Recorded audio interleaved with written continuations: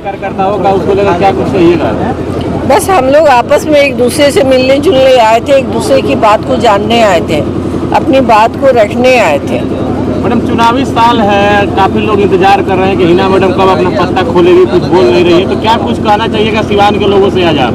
देखिए, पत्ता किस बात की, हम लोग अभी संघर्ष में हैं और हम लोग कोई बहुत बड़े लीडर नहीं हैं, हम लोग समाज सेवक हैं, समाज में जाएंगे, सेवक बनकर बात करेंगे, उनकी बात को सुनेंगे। 2024 की तैयारी मान ली जाए मैम इसको? तैयारी की शुभारंभ मानिए या हमारे लोगों से मिलना चाहिए। कार्यकर्ताओं का सम्मान सम्मेलन रखा गया था यहाँ पे। हाँ भाई, आज 12 बजे का समय निर्धारित था देश रत्न डॉक्टर राजेंद्र प्रसाद की धरती जीरादेई में, और 2 बजे का समय निर्धारित था मैरवा बाबा हरिराम के नगरी में। तो आप सभी जैसे देख भी पा रहे हैं कि सभी कार्यकर्ता काफ़ी उत्साहित है और आदरणीय हेना साहब के साथ, बाबू ओसामा के साथ पूरा सभी कार्यकर्ताओं का ताकत मजबूती के साथ लगा हुआ है। जीरादेई के इतिहास की बात करें तो डॉक्टर शहाबुद्दीन साहब भी वहीं से अपनी राजनीति का शुरुआत की है, निर्दलीय चुनाव लड़ा था। मैडम भी पहला का दौरा वहीं से शुरू की है। लोकतंत्र में जनता मालिक है, उसमें भी देश रत्न डॉक्टर राजेंद्र प्रसाद का नगरी है, और वहां से भी साहब का जो राजनीतिक पारी की जो शुरुआत हुई थी, वो राजनीतिक पारी पूरे बिहार में एक ताकत के रूप में स्थापित हुआ। तो ये तो बहुत शुभ संकेत है कि आदरणीय नेत्री हेना साहब जीरादेई के ही धरती से शुरू की है, ताकत बनेगा और वह ताकत बिहार में स्थापित होगा। जी, बहुत सारे लोग थे जो इस बात का कयास लगा रहे थे कि हिना मैडम अपना पत्ता कब खोलेगी, तो क्या माना जाए आज का जो 2 जगह कार्यक्रम हुआ उसका ये संकेत माना जाए कि हिना मैडम 2024 के लोकसभा का आगाज कर दी है? राजनीतिक जो स्थिरता रहता है, कब किधर परिस्थिति कौन सा बदल जाएगा कोई कुछ नहीं जानता है। चूंकि हेना साहब से बार बार हम लोगों ने भी सवाल किया, आप सभी मालिकों का सवाल है, ये सिवान और बिहार के मालिकों का सवाल है सोशल मीडिया से, आपके माध्यम से, कि हेना साहब पत्ता कब खोलेंगे, कब बताएंगे कि हम कौन सा चुनाव लोकसभा का लड़ेंगे, तो कैसे लड़ेंगे, इंडिपेंडेंट लड़ेंगे कि आरजेडी से लड़ेंगे कि जो है सो जेडीयू से लड़ेंगे, कौन सा दल से लड़ेंगे, कैसे लड़ेंगे, ये मालिकों का सवाल है। लेकिन हेना साहब जब भी इनका जवाब हम लोगों ने जानने का प्रयास किया, उनका ये कहना है कि लोकतंत्र में जनता मालिक है।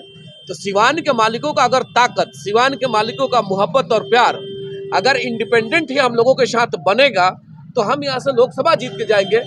इंतजार करिए, बिहार के सभी सियासत के लोग हेना साहब के साथ संपर्क में हैं और सब लोग प्रयास कर रहे हैं।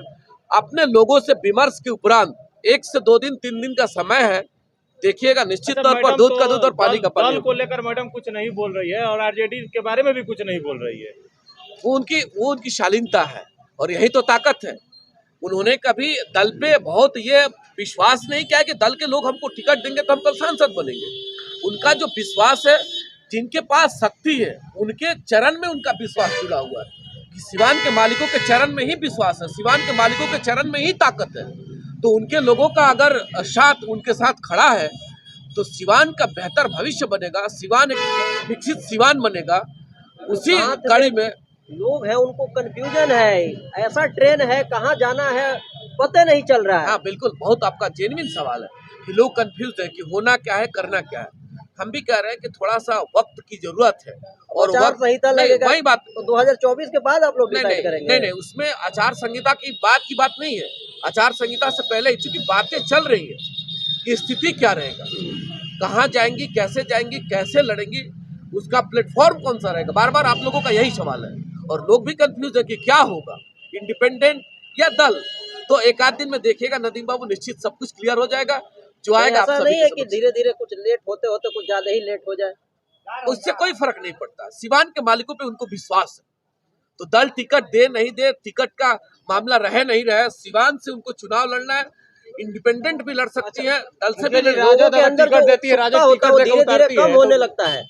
राष्ट्रीय जनता दल के जहां टिकट की बात है या फिर और भी दल के टिकट की बात है, तो हम लोगों ने कहा है कि ये निर्णय हेना साहब के स्तर से होना है और सभी लोग उनके संपर्क में। राजद देगी तो मैडम लड़ेंगी, आपकी क्या राय है? अब ये तो हेना साहब ही क्लियर कर पाएंगे कि हम लोग किस, क्योंकि जो सर्वे आया है उसमें इंडिया टीवी के सर्वे में दिखा रहा है कि महागठबंधन सिवान इस बार चुनाव जीत सकता है और हिना साहब का इनाम उसे महागठबंधन की ओर नहीं, वही चीज है कि वो लोग भी सर्वे करते हैं किसके आधार पे, मालिकों के आधार पे।